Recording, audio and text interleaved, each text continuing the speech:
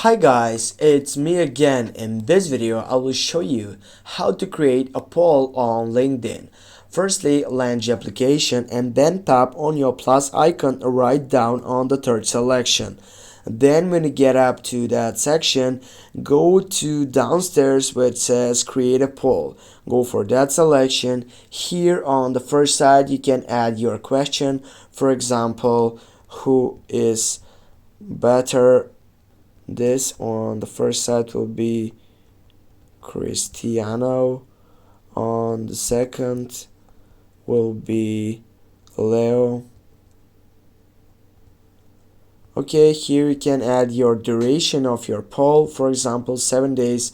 Also have option for 2 weeks, for 1 day.